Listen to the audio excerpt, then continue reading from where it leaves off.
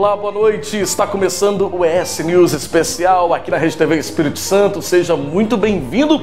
Olha, em meio aos últimos anos, com tantos escândalos de corrupção, a transparência no setor público, sem dúvida alguma, é um dos maiores anseios da nossa população.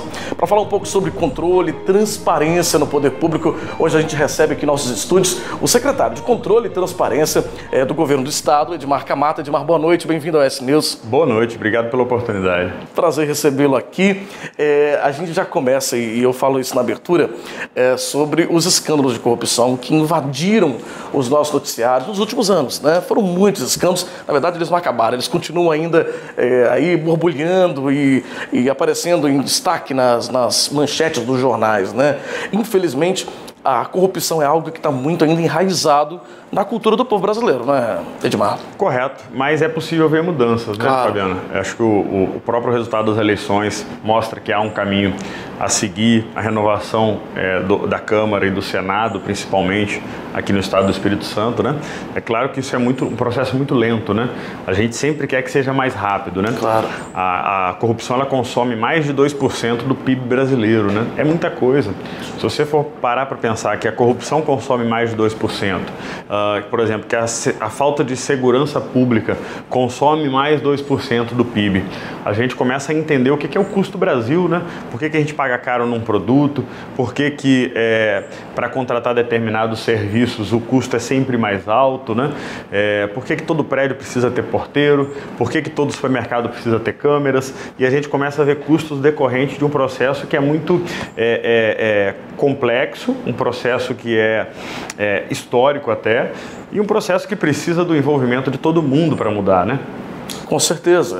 E quando você diz do custo Brasil e como a corrupção interfere diretamente nos serviços que a população deveria ter e às vezes não tem, né? Muitas vezes não tem. Por exemplo, a segurança. Cita, por exemplo, o porteiro de um prédio. Talvez não seria necessário um porteiro de um prédio se a gente tivesse segurança de fato, né? Exato. Se a segurança de fato fosse uma realidade, não é, Edmar? Esse é um dos custos, né? É um dos. Seguro de carro, por exemplo, né? É outro. Talvez não precisássemos, né? E a gente começa a ver que essas coisas fazem parte da nossa vida, né? Ninguém deixa de fazer um seguro de carro, alguns deixam de colocar o porteiro do prédio, mas é um processo que você tem que mexer com a cultura também dos moradores, dos proprietários, né? Claro.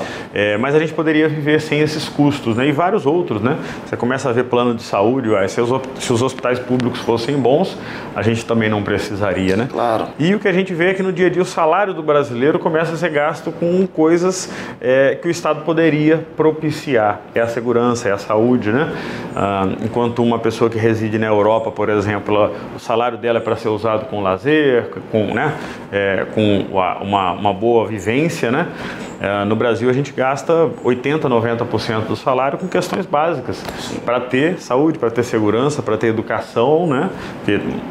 Ou seja, a população acaba pagando duas vezes, né, Edmar? Paga no imposto, que ela já contribui em tudo que ela faz, e paga novamente quando ela contrata isso na iniciativa privada. Exatamente. E a perspectiva do combate à corrupção é exatamente esse, né? Trazer um processo de transparência para a gente entender onde que está sendo aplicado o dinheiro público e, com esse processo de transparência, fazer com que os governos sejam mais eficientes. Esse é o caminho, não tem outro caminho, né? Aí a gente começa a ver de forma muito clara que a educação é sim a base da sociedade, a base da mudança, né?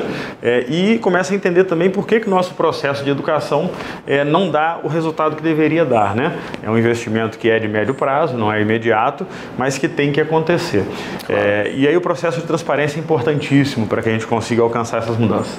E quando a gente fala de transparência, é bacana a gente dizer isso. Hoje o Edmar Camata, como a gente anunciou, né, o secretário de Transparência do Governo do Estado, foi empossado como secretário, né, assumiu como secretário já no início do ano, em janeiro já de 2019, mas antes disso já tem uma trajetória longa nessa área de transparência, que como secretário-geral da ONG Transparência Capixaba. Inclusive veio aqui no nosso estúdio algumas vezes falar sobre esse assunto, como secretário da ONG, não é isso, Edmar? Ou seja, é algo que você já traz na sua bagagem há algum tempo, né? São 12 anos voluntariamente atuando na Transparência, que é uma das ONGs que no cenário nacional tem mais credibilidade, tem mais serviço prestado, né? Claro. E aí essa experiência, né, esse trabalho é importante porque no poder público o que falta muitas vezes é um olhar de fora, né? É um olhar de como que a sociedade está enxergando o poder público, né? Como que o processo de transparência deve ser feito. E aí há uma diferença muito grande hoje. A gente tem a lei de acesso à informação, a gente fala muito dela, né? Mas a lei de acesso à informação, ela garante o mínimo, né? Ela garante que a informação vai estar disponibilizada num portal, ela garante que se o cidadão quiser uma informação, ele pode solicitar essa informação, mas o desafio hoje é outro, a demanda já evoluiu. Então não basta você ter uma informação disponibilizada no site para o cidadão. O desafio hoje é fazer com que as informações que existem dentro do poder público sejam úteis para a população. E aí é uma diferença muito grande de ter a informação e divulgar ou de fazer ela ser útil, né? A gente pode dar um exemplo, por exemplo, com relação ao serviço de transporte urbano, né, os ônibus. Uma coisa é você dizer quantos ônibus tem, né? O custo da frota. Outra coisa é você conseguir fazer a população saber o horário que o ônibus vai passar, conseguir demandar uma mudança no transporte público, porque o ônibus que está servindo ela lá está numa rota que não serve para ela, ou que naquele horário X o ônibus está muito cheio. Então, transformar essa informação pública em algo útil para as pessoas. E isso por cada área, né? Na educação também, fazer com que a comunicação aconteça entre pais e escolas, né? Atua diretamente aí, talvez até com a Secretaria de Comunicação também, né? Exatamente. Bem ligado à Secretaria. E esse processo, ele culmina em mudanças, né? Então, o poder público, por exemplo, tem a ouvidoria, né? O que é a ouvidoria? Ouvidoria é o lugar onde o cidadão pode pedir informação, pode tirar uma dúvida e pode fazer críticas, né? Sim. E a primeira reflexão que eu fiz ao chegar ao governo é justamente que a ouvidoria é um canal muito bom, é um canal onde o cidadão participa, onde o cidadão tira dúvida, mas não é o canal mais próximo e que as pessoas conhecem. Então essa foi a primeira mudança que eu fiz, né? A gente procurou, fez um levantamento para entender quais são as grandes ferramentas hoje que o cidadão usa quando ele quer reclamar, quando ele quer sugerir, e a gente chegou à ferramenta chamada Reclame Aqui, que muita gente conhece, que 92% dos brasileiros, quando querem reclamar de uma empresa ou entender se uma empresa é boa e podem comprar por ela, eles vão até essa ferramenta que é o Reclame Aqui. É uma ferramenta privada, é uma ferramenta que é usada pelo cidadão para reclamar de empresas, né? Então nós fizemos um contato com o Reclame Aqui e o governo do estado passou a usar agora, nesse momento, a ferramenta como uma das suas portas oficiais de sugestão, de reclamação e de pedido de informação também. É uma novidade, inclusive, é o primeiro do país a ter usar a ferramenta. Exatamente, é o primeiro estado do país que colocou como porta oficial de sugestões, de reclamações, o Reclame Aqui, né? Nós cadastramos dezenas de órgãos e secretarias estaduais para que o cidadão possa usar a ferramenta. E isso é muito importante, primeiro porque o Estado passa a ser ranqueado. O Estado passa a ser avaliado pelas pessoas como uma empresa, né? Sim. A gente fala muito no dia a dia, fala assim, o Estado ele tem o desafio de se entender como uma empresa também, como tendo eficiência, claro, né? E essa é uma ferramenta privada, é uma ferramenta de eficiência e é a melhor ferramenta que tem no mercado hoje para isso, né? Só para você ter uma ideia, Fabiano, é importante a gente falar um endereço também, porque às vezes a pessoa está assistindo e quer acessar, né? Claro. É só jogar na barra de endereços ali do navegador de internet, cidadão, sem acento, .reclameaqui.com.br. Vou até repetir que a gente vai colocar aqui embaixo no crédito, então é cidadão. Cidadão, não precisa de www, é cidadão.reclameaqui.com.br. Basta acessar e ele vai preencher os dados dele de ferramenta de contato. muito fácil, em 3 minutos você faz a sua sugestão, a sua reclamação, o órgão responsável vai receber, o cidadão não precisa saber qual é o órgão e qual é a secretaria responsável, e aí já é uma diferença em relação à ferramenta da ouvidoria. No Reclame Aqui é por área temática, então se eu estou reclamando de ônibus, tem o desenho do ônibus lá. Se eu estou reclamando de um buraco na rua, tem o desenho da estrada na rua. É bem intuitivo, então, né? Intuitiva, fácil, pode postar lá um vídeo, pode postar um mapa do local para ficar mais fácil para o poder público entender qual é o local. Pode postar fotos, né? Pode fazer o seu relato de preferência bem completo e com a facilidade ainda sobre a ferramenta tradicional do Reclame Aqui para empresas. Quando você reclama do poder público, quando você manda a sua sugestão para o poder público, você tem a garantia da Lei de Acesso à Informação. Então você recebe um protocolo e você pode acompanhar a sua reclamação. Com todas as garantias da Lei de Acesso à Informação, com relação ao prazo para a resposta do poder público, com relação a poder questionar numa comissão mista de reavaliação da informação se o poder público não deu aquela resposta por completo, né? Sim. E que é algo que, quando você reclama de uma empresa, não existe. Mas para o poder público, essas garantias continuam como se tivesse sido usada a ferramenta da ouvidoria, inclusive. Muito interessante. Então, olha, essa novidade muito legal, o Edmar está trazendo para a gente aqui no programa de hoje, que o governo do Estado, né, por meio da Secretaria de Controle e Transparência, adere, né, ao sistema Reclame Aqui, ao site, portal Reclame Aqui. Então, a gente vai repetir, inclusive, o endereço, porque é muito legal esse sistema. Você quer fazer alguma reclamação, quer sugerir alguma melhoria, né, lógico, de obras e de coisas que são ligadas ao governo do Estado. Exatamente. A gente sabe que cada um tem a sua área, né, de atuação, município, governo estadual, governo federal. Dentro desse universo, né, do governo do Estado, você pode utilizar o sistema. Então, é cidadão.reclameaqui, é isso? .com.br. Então acesse, né, está tendo o endereço aí no seu vídeo, para você poder fazer a sua contribuição também, né, o governo do Estado aqui no Espírito Santo. Agora, Edmar, muito legal também, estava me contando que o número de acessos ao portal da transparência aqui no Estado também cresceu muito. Você falou que já ultrapassou mais de 1 milhão, é isso? Por mês? Exatamente, 1 milhão de usuários individuais por mês, né? É um número bastante relevante, mostra que a população quer transparência, que a população começou a usar, porque o maior desafio quando foi lançado o portal de transparência era fazer o cidadão se interessar por ele, né? Claro. E lá tem muita informação importante. Por exemplo, o governo do Estado está num processo de deixar de alugar imóveis, porque é um custo fixo altíssimo, e voltar a usar imóveis próprios, né? Então, alguns aluguéis atingem mais de 100 mil reais por mês. É muito dinheiro. É um valor muito alto que não volta para o Estado, né?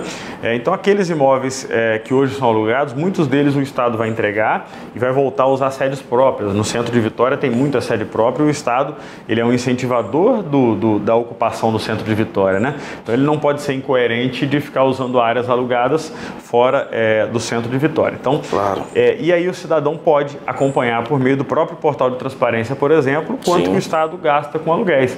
É uma forma de fiscalizar o poder público. Sim. Salário de servidores públicos, está tudo lá. Licitações e contratos. Eu sou empresário e eu quero saber. Licitações estão sendo feitas na minha área porque eu quero participar. É tarefa do poder público também prestar essas informações. O portal está muito intuitivo, né? Acho que é bem interessante as pessoas acompanharem e começarem a usar. É só jogar no Google lá, Portal Transparência Espírito Santo, né? O primeiro link que aparece é justamente no nosso portal de transparência. E tem aí as informações, né, disponíveis que são muito importantes, né? Por exemplo, nessa relação com as empresas, você estava me contando aqui que existem muitas formas e que não que sejam de fato uma corrupção, mas que dão indícios que pode ter algo errado ali, não é? Exatamente. Essa questão da comparação com os outros países é importantíssima, né? Não existe nenhum país em que não exista corrupção, né? O que não pode acontecer é da corrupção ser regra, né? Claro. E no Brasil, muitas vezes, em determinadas áreas de contratações públicas, a corrupção parece ser a regra, né? Verdade. E o que não pode acontecer é ela ser estimulada pelo poder público. O poder público, quando ele faz uma licitação mal feita, ele está estimulando a corrupção. O poder público, quando contrata um serviço, uma obra, uma grande obra de engenharia, por exemplo, a partir de um planejamento mal feito, ele está incentivando a corrupção. E um outro grande exemplo, um exemplo importante, quando ele deixa de normatizar o ambiente em que um servidor público deve contratar, ele deixa o servidor público perdido, não sabendo a forma como deve contratar. Sim. E isso também é um incentivo à corrupção.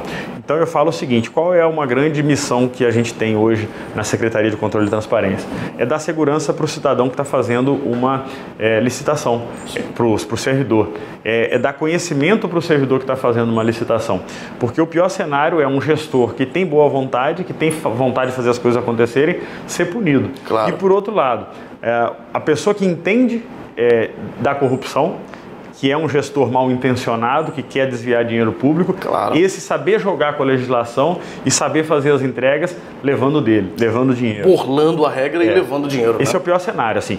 É o bom gestor condenado, porque descumpriu uma regrinha e não era um processo de corrupção, e às vezes o controle alcança essa pessoa e o mau gestor, o corrupto, conseguir passar impune pelas lacunas, né, pelos buracos, pelos meandros da corrupção. Às vezes a gente vê escândalos assim, em especial na área da saúde, na educação mesmo, a gente tem acompanhado outros estados que passam por situações semelhantes e assim, é muito triste ver como a falta de controle, a falta de transparência ali mesmo do poder público permite que situações assim aconteçam, né, Edmar? Ou seja, é falta mesmo, talvez, de uma política pública do próprio governo ou da própria prefeitura de tentar inibir essas situações, não é? Combater a corrupção dentro do governo é muito mais barato, né, para o cidadão do que esperar uma grande operação policial acontecer, né? Eu sou fã da Operação Lava Jato, eu acompanhei de perto. São seus colegas policiais federais, né, também? Reconheço que em alguns momentos podem ter existido, né, eventuais dificuldades, porque a legislação que pune a corrupção não é fácil de ser usada mesmo, né? Só que a operação toda ela é muito cara, o ideal é que os governos combatam internamente esse mal, combatam internamente a corrupção, porque é muito mais barato para o cidadão, né? Claro. Eu falo assim que hoje a gente ainda está numa época, Fabiano, isso é um dado negativo que eu trago, tá?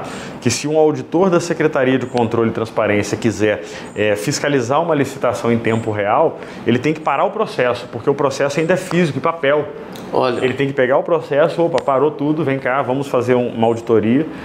E isso é um absurdo. Nós estamos em 2019, uma época em que o país e o mundo trafegam digitalmente, virtualmente, né? Claro. Então, assim, essa é uma prioridade do governo hoje, que é digitalizar todos os processos. Entregar processos digitais. Não é possível que o auditor tenha que parar uma licitação para auditar em tempo real se o serviço público está esperando do outro lado. Claro. É o hospital, é a educação, né? Isso não tem como acontecer. Isso dá agilidade também no processo de uma forma geral, né? Reduz custo, né? O custo do papel é caríssimo, da impressão em cada órgão. Tem questão ambiental também, né? Que você acaba ajudando o meio ambiente também nisso. Exatamente. Se anda numa empresa privada, não se tem mais uma impressora em cada sala, né?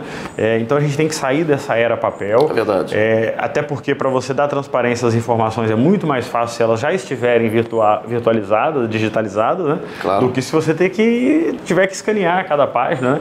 Então esse é o primeiro processo, colocar todas as informações digitais para poder abrir esses dados, transformar eles em dados úteis e o principal, que é fazer o poder público se aproximar do cidadão, reduzindo aquilo que a gente entende como benefícios que não são cabíveis, como privilégios, né? E nisso o governador Renato Casagrande foi muito bem logo no início do mandato, que cortou veículos oficiais dos subsecretários, todos, e cortou telefone celular.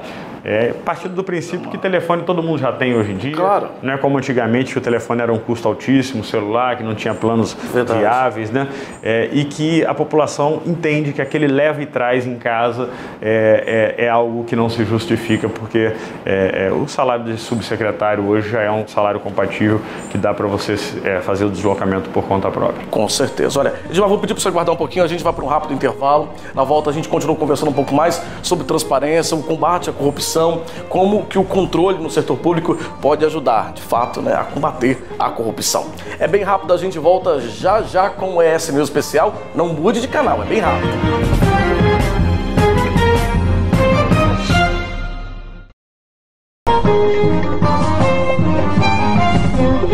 Estamos de volta com o ES News Especial aqui na Rede TV Espírito Santo, hoje recebendo o secretário de Controle e Transparência do Governo do Estado, o Edmar Camata.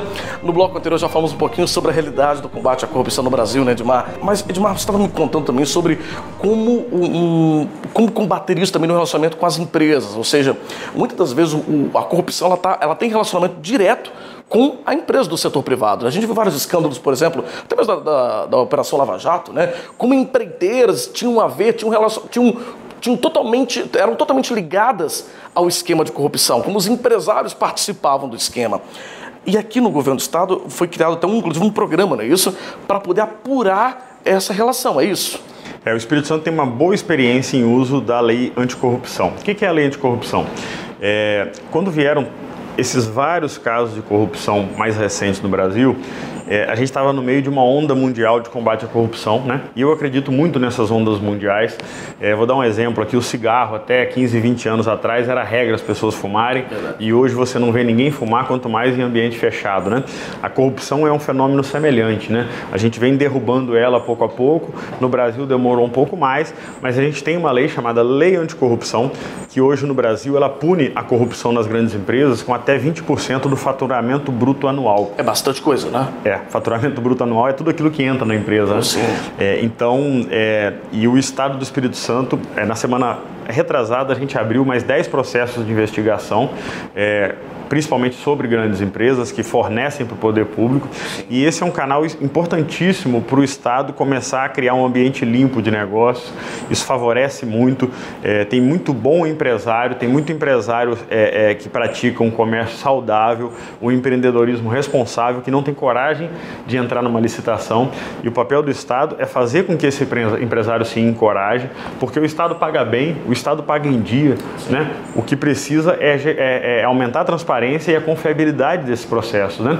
A gente estava falando sobre o processo eletrônico, que é um caminho importantíssimo, né?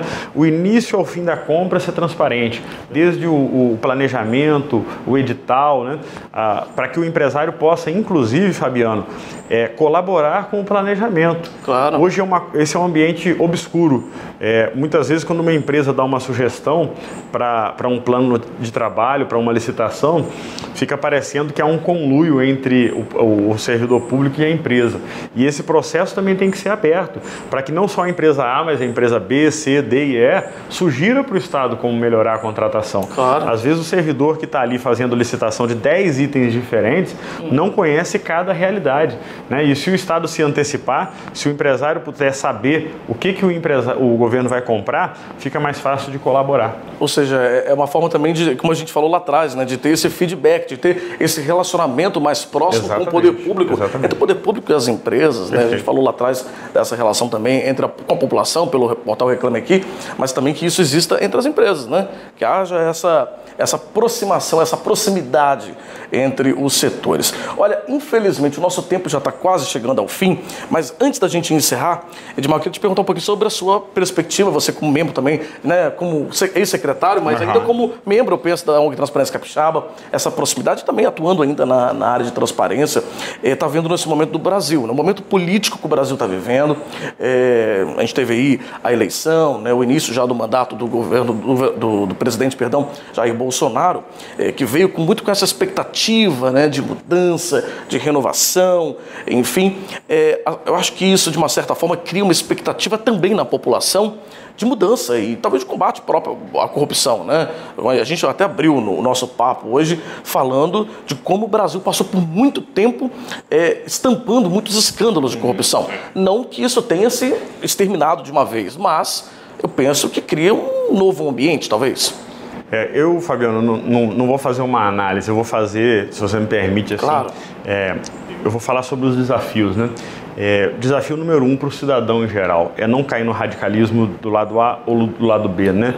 Esse radicalismo, ele nunca entregou nada, né? Eu vejo mais uma vez que a gente está próximo de não conseguir entregar nada por conta do radicalismo, né? Eu tenho minha visão ideológica, tenho minha visão política, mas discutir de forma radical, eu vejo isso no grupo do prédio, eu vejo isso no grupo do trabalho, eu vejo isso no grupo da igreja. Infelizmente. Esse radicalismo não entrega nada, né? Então esse é o primeiro aquela paixão, né? É uma política com uma paixão exagerada, né? A gente tem que olhar as entregas, né? O que é entrega, né? Olhar a entrega é ver como que o poder público pode ser eficiente, como que o poder público pode entregar pro lado social sem esquecer a questão política, né?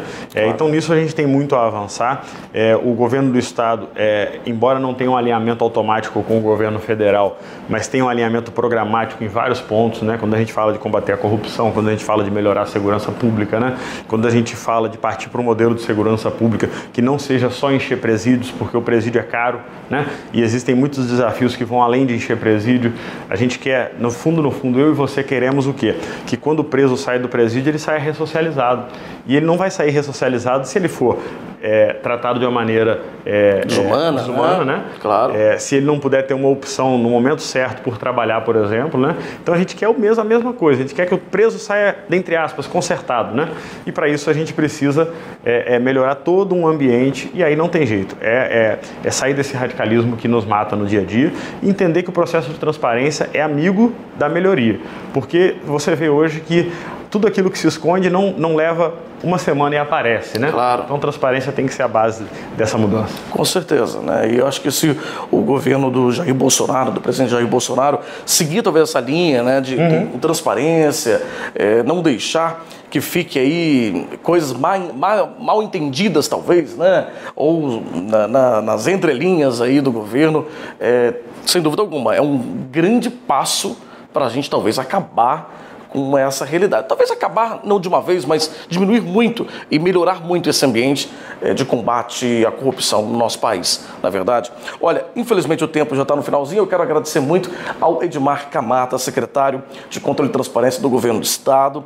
Nós falamos aqui também, ex-secretário da ONG Transparência Capixaba, mas no início eu não falei, ele também é Polícia Rodoviária Federal, né? Já veio tantas vezes com a gente aqui conversar sobre essa realidade do combate à corrupção e também sobre a transparência no setor público, e agora, literalmente, atuando na área. Isso é muito legal, né? Ou seja, se tornou uma referência tão forte no Estado que foi convidado pelo governador Renato Casagrande também para ajudar o governo nesse combate à corrupção e também em ampliar a transparência no setor público. Exatamente. Muito obrigado pela sua presença e sucesso lá na pasta, viu, Edmar? Obrigado você pelo convite. Prazer foi nosso recebê-lo aqui e a gente encerra a nossa entrevista de hoje recebendo no ES News Especial o secretário de Controle e Transparência, Edmar Camata, secretário do Governo do Estado. O programa ainda não acabou, você agora acompanha o que tem de destaque para esse fim de semana nos cinemas aqui da Grande Vitória. Álvaro Guareschi vai trazer todos esses destaques para a gente. Para você, uma boa noite, até semana que vem.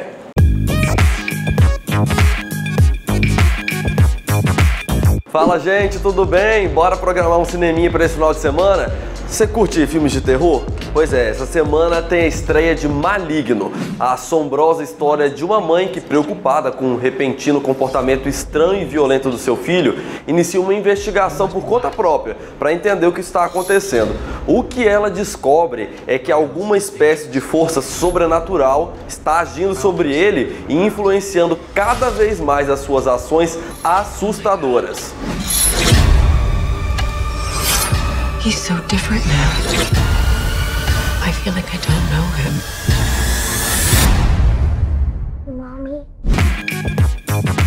As biografias de grandes personalidades do universo da política sempre costumam atrair muita gente para as telonas, né? E dessa vez a história contada é de Ruth Bader Ginsburg, uma juíza da Suprema Corte norte-americana. Ela foi nomeada ao Supremo Tribunal no ano de 1993 pelo presidente Bill Clinton. E assim ela se tornou a segunda juíza mulher depois de Sandra Day O'Connor.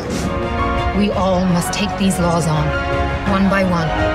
This could topple the whole damn system of discrimination.